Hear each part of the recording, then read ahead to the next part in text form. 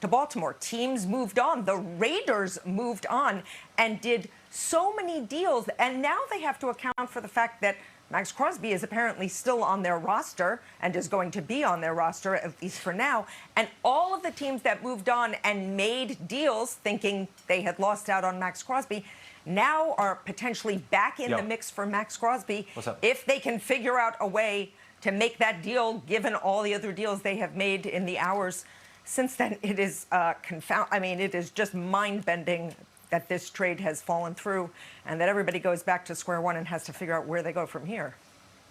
So the Raiders, you talked about the deal. I mean, the deal for Tyler Linderbaum, who was with the Ravens last year, that they feel like we can absolutely blow this thing out of the water because we've got to get to our minimum spend, which you have to do based on the salary cap. There's a ceiling and there's a floor you've got to get to. And so they're like, we got all this money to spend and we've got the ability to blow the Ravens out of the water because of this trade, in large part because that money for Maxx Crosby can now be budgeted elsewhere. Now that's got to affect it. And the Ravens think, are we back in it for Tyler Linderbaum? Because not only the trades, any verbal agreement between agents and players and teams as far as free agents are also not binding until tomorrow. So those are not signed, and they could be backed out of as well. It's not great business. It's not the way you want to do things. Frank Gore a couple of years ago, more than a couple of years ago with the Eagles, had agreed there and then backed out before he signed the deal. It can happen. I keep saying the word ripple effects. The ripple effects of this one over the next day or week in NFL business. And then, Ian, go back to what you talked about at the Super Bowl, which was because of Maxx Crosby's surgery, potentially the trade itself could have been pushed to closer to the draft while he recovered from the knee surgery. And people say, well, you're confident he's going to be able to come back from that. Well, clearly in this case, the Ravens say, no, not the case.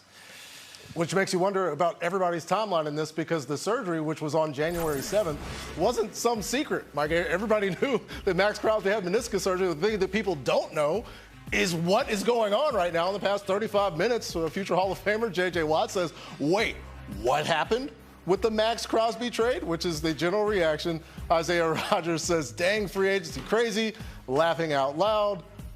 Hashtag LV and Ravens. Our friend the Nick Shook is saying, man, what? What? Trending on multiple social media sites and applications on the day.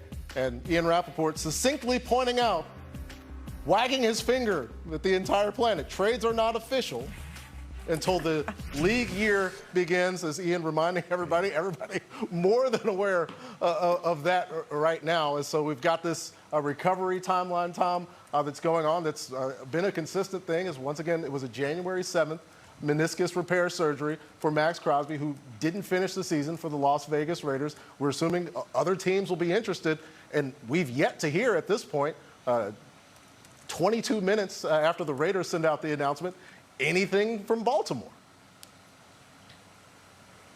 Well, at this point, I would say this. The reaction from other people within the NFL that I am getting is predominantly about how the Ravens pulled the rug out, regardless of what their reasoning was. This just does not happen. It has happened on multiple other occasions in the past on much smaller trades or agreements involving the Ravens. However, when you're talking about trading 2 first-round picks, this is not an unknown issue in the NFL. Clearly, they came to the conclusion that there was something they were not comfortable with. And again, it does bear mentioning.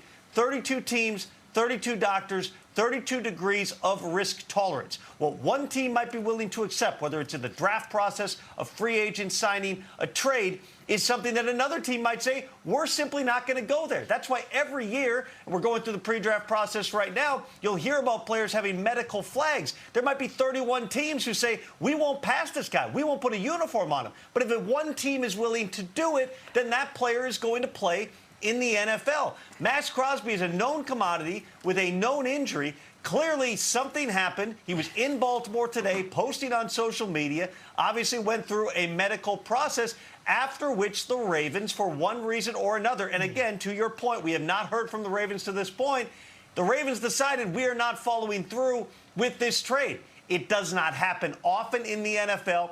It definitely does not happen at this level, this type of a blockbuster trade. Maxx Crosby, once again, is on the Raiders. He is right back on the trade block Other teams, again, I will emphasize this, the Cowboys would remain interested. They were the runner-up to the Ravens. Well, other teams that I'm calling, I'm missing the calls right now from other teams trying to figure out what's going on because all the other pass rushers have gotten agreements. Do the Ravens now, who didn't get a pass rusher, try to flip one of those players that agreed to a deal someplace else because now they need another pass rusher for that defense? There are so many different tentacles to this. We never see this happen. It is going to be a free agency frenzy that has now gone into a physical frenzy. How about that, Patrick Claybon, on a Tuesday night? Yeah, we're doing it. We're live. We're back and talking about it. And everything has changed necessarily, including perhaps, Ian, the ultimate trade compensation price for Maxx Crosby, which most notably was this 2 first-round picks. Now we've had this circumstance transpire. You wonder, is it going to be significantly altered? Because the Ravens were already at the top regardless. What do you think it goes to now, or can we even know anything, considering how frenzical this is, as Tom points out? I want to make 2 points. One, talk about the trade compensation. You know, the Ravens saying that the trade is off means that the trade they agreed to of 2 first-round picks for Maxx Crosby is off. Can they agree to different compensation? Of course they can. They have plenty of time, and they could decide to do it. Now, the Raiders were set on Maxx Crosby being worth 2 first-round picks.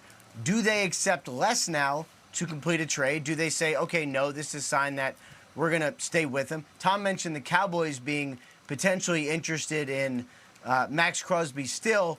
From my understanding, they are interested. Tom is right. But with what they've done now, it's hard to understand if this is something they can actually really do. They've already allocated the resources. They've made other trades. They've spent other money. They can't unfurl all of that unless they want to go back on their word, and teams don't really like to do that. Plus, if there's a physical, Mike, that the Ravens aren't comfortable with, does another team do this and take a risk on a physical still? There's some answers. The trade is off, but there's a lot more questions. Yeah, and when you talk about that, I'm just having brief conversations here as best I can with people who are trying to figure it out, and they're saying, well, now anybody that goes back to the Raiders on this one uses this as leverage in negotiations. So forget about 2 first-round picks at this point, I would say, especially because the Ravens were the team that did it and felt like they needed to do it to get the deal done because nobody else was willing to go there.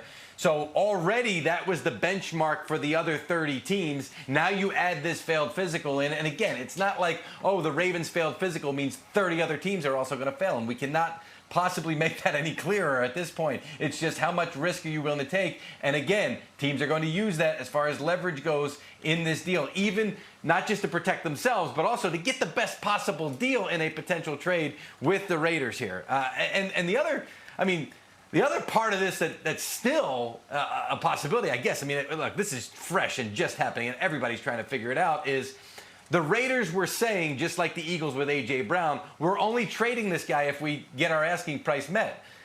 Could they potentially just turn around and say, hey, we'd love to just welcome you back? Right? We're back to the point of we've got an idea for what your value is, for what you mean to a team. And if nobody gets there, then you're a Raider again because he said all the right things in his goodbye and potentially could be back with the team. There's just there's a whole lot left to unfold, which means keep it locked on NFL Network. Yes, we've talked extensively during the frenzy about all of the Raiders' acquisitions, and now perhaps they get their best acquisition.